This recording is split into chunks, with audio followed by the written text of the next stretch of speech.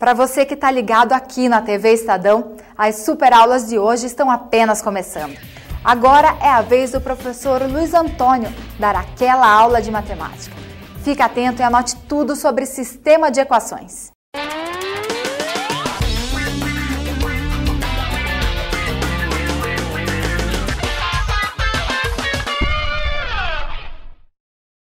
Estamos aqui reunidos para falarmos um pouquinho sobre a matemática e o assunto nosso. Dois assuntos nós vamos abordar hoje. Um é sistemas de equações e outro um pouquinho da geometria analítica.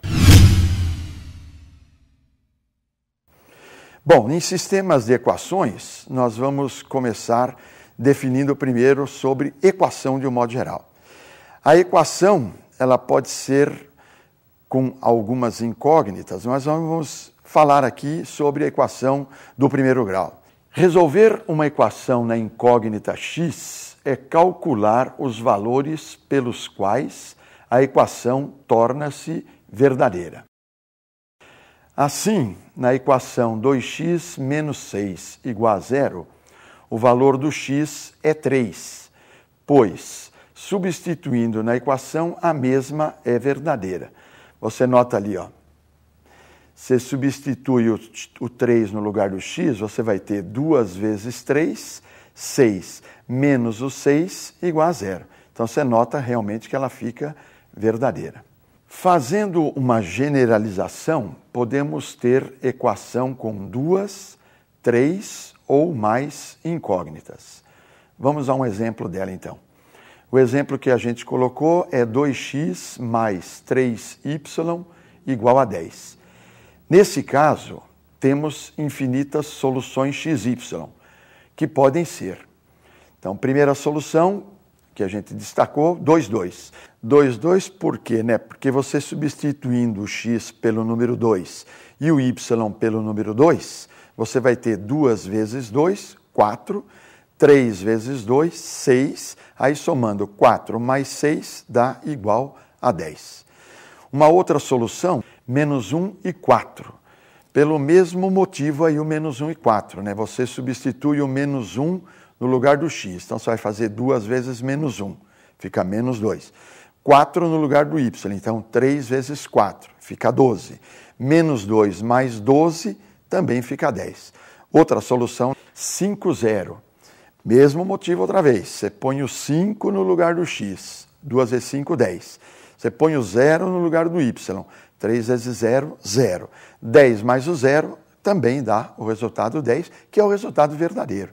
E assim você tem infinitas soluções. Então, dadas duas ou mais equações, formamos um sistema de equações. Por exemplo, temos aí um sistema formado por duas equações e duas incógnitas. A primeira equação, x mais y igual a 10, e a segunda equação, x menos y igual a 4. Nesta equação aí, fazendo a sua solução, resolvendo, nós temos ali o x igual a 7 e o y igual a 3. Por que 7 e 3? Porque se você substituir o 7 no x da primeira equação e o 3 no y da primeira equação, você vai ter 7 mais 3, que é o 10 da primeira equação. E na segunda também. Você substitui o 7 na segunda no lugar do x. O 3 no lugar do y, você vai ter 7 menos 3, que é igual ao 4. Então, você tem as duas equações verdadeiras. Num outro sistema, aí nós colocamos x mais 2y igual a 10, primeira equação. 2x mais 4y igual a 20, segunda equação. Nesse sistema, nós já teremos aí infinitas soluções. E dessas infinitas, destacamos, por exemplo, a primeira, 0,5.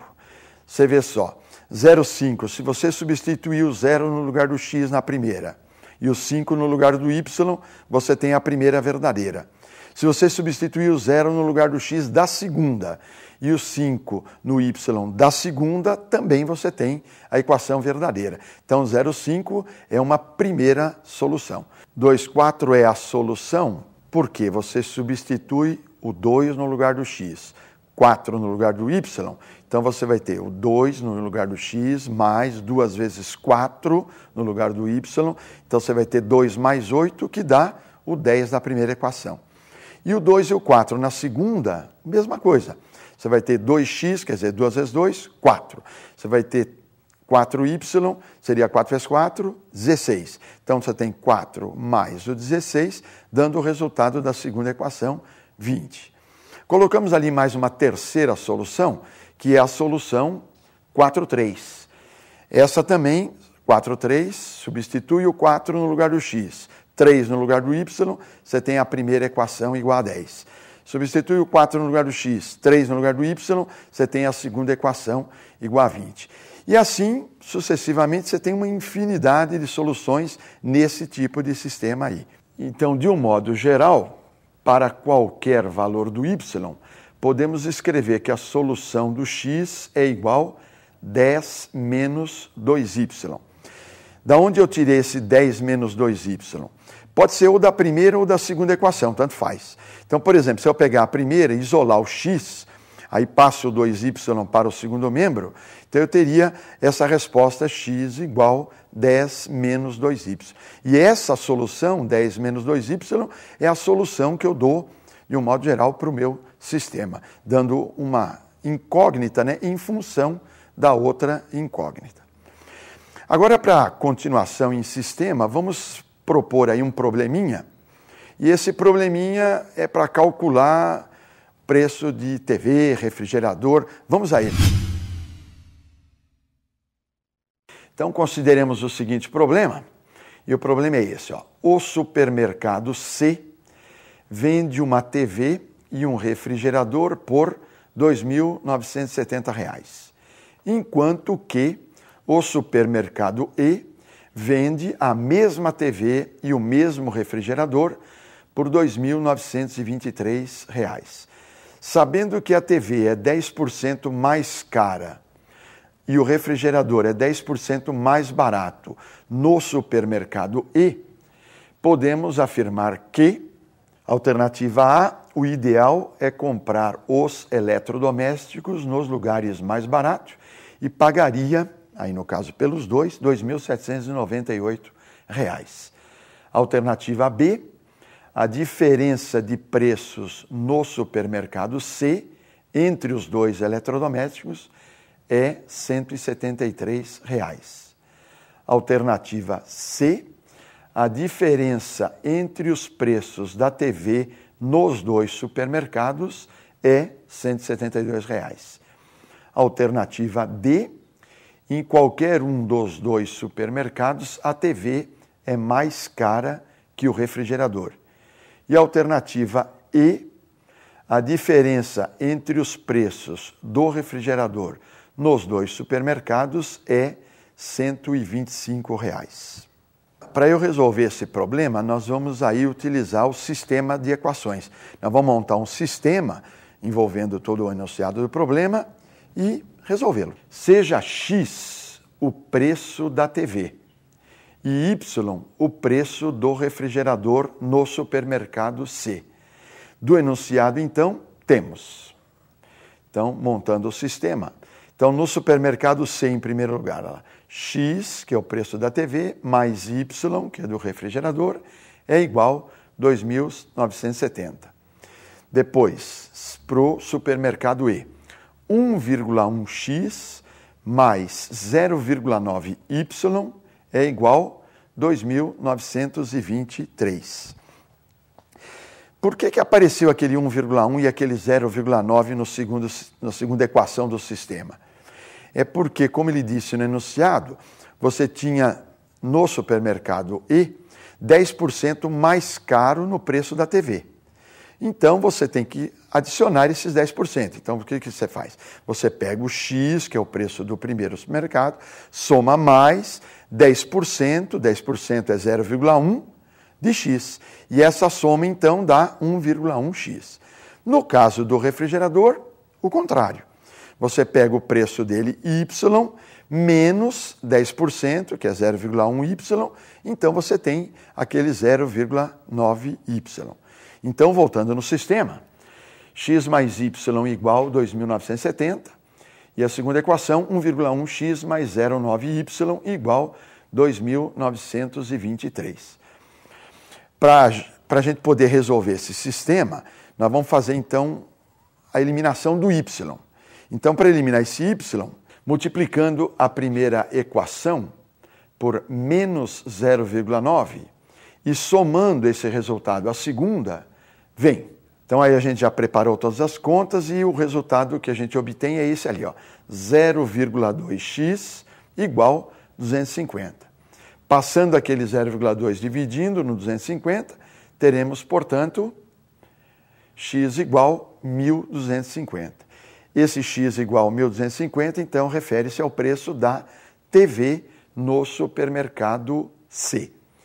Para calcular agora o preço do refrigerador, então, substituindo na primeira equação, temos a primeira, lembra, é aquela do x mais y igual a 2.970. Então, o x substituído, 1.250, mais o y igual 2.970. Daí, subtraindo o 1.250 do 2.970, temos então o y igual 1.720. Isso quer dizer então que o preço da TV ficou no supermercado C, 1.250, e do refrigerador, 1.720. Agora vamos responder a alternativa correta. Então colocamos ali, analisando as alternativas, temos a letra A é a alternativa verdadeira. Por quê?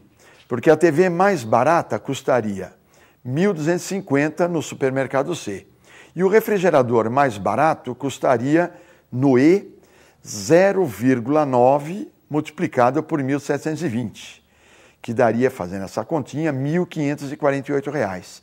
Então, o total que eu pagaria pelo produto mais barato seria 1.250 mais 1.548, dando o total de 2.798. Então, a alternativa correta dessa questão, letra A. Então, agora vamos falar sobre a geometria analítica. Apesar dela ser um assunto assim bastante amplo, nós escolhemos aí um tópico aí para mexer com a analítica, e é um tópico bom, porque ele tem uma certa aplicação prática. Vamos então a um problema. Para calcular a área de um terreno, um topógrafo pode utilizar o cálculo de área da geometria analítica.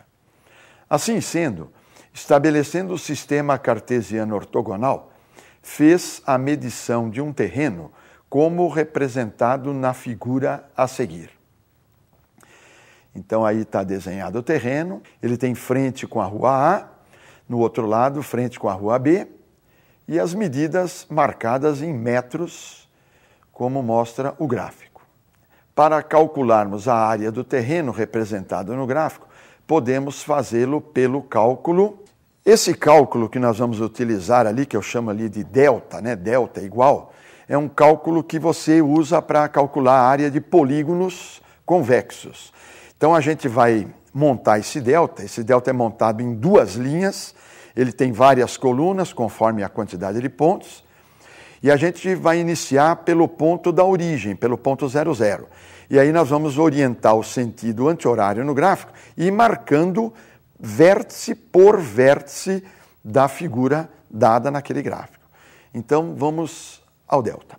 Então o delta é igual, então o primeiro vértice é o vértice 00, segundo vértice é o vértice 100, 0, terceiro vértice é o vértice 120, 10, quarto vértice 120, 20, quinto vértice 90, 50, sexto vértice 50, 50, o último vértice 0,40 e, como no cálculo do delta, o primeiro é repetido de novo, 0, 0. Você vê, nesse cálculo, na montagem desse delta, a gente dá todo o sentido anti-horário, circulando toda a figura. Começou do 0, 0, circula toda ela até voltar novamente no 0, 0. Aí o cálculo dele, a gente faz pelo cálculo normal de um determinante, né? Multiplica as diagonais, uma por uma, tanto principal quanto secundária. A principal somamos uma a uma e a secundária subtraímos uma a uma. Então vamos ao cálculo dele agora.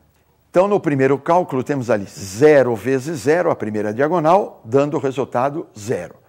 No segundo cálculo, 100 vezes 10, dando o resultado 1.000. Então ficou 0 mais 1.000 mais, agora terceiro, 120 vezes 20, 2.400.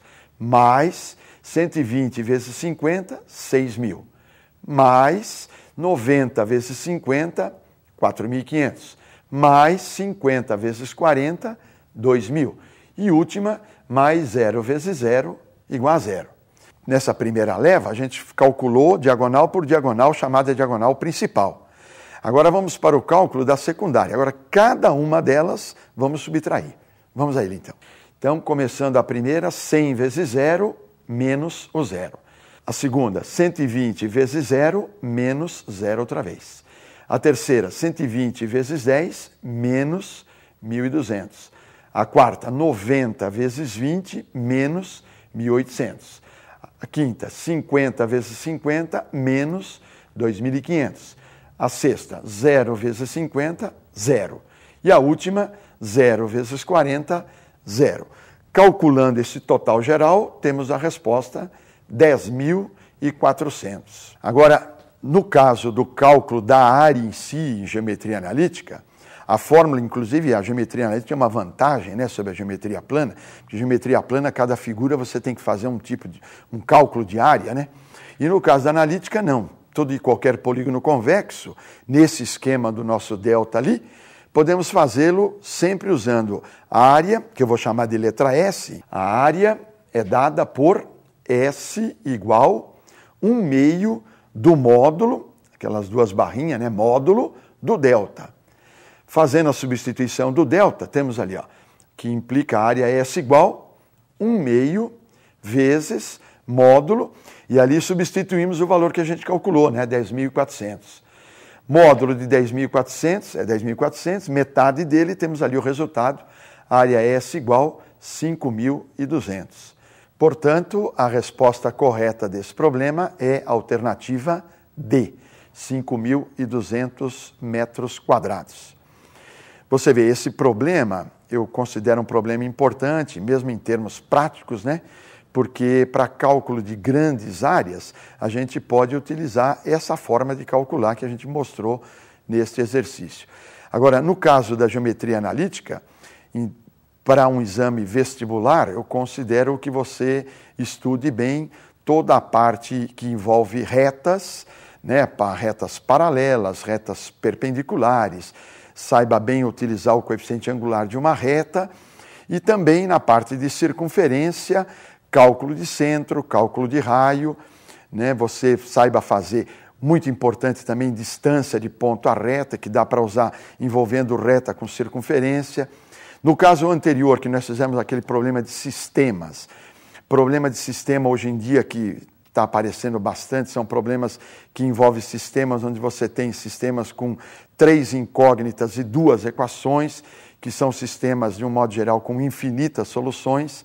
E aí, quando o problema vai para a vida prática, esses problemas acabam dando algumas soluções apenas. Às vezes uma, às vezes 2, às vezes 6 soluções, algumas. Então, são problemas que a gente merece mesmo parar, sentar um pouquinho e refletir e fazer alguns exercícios.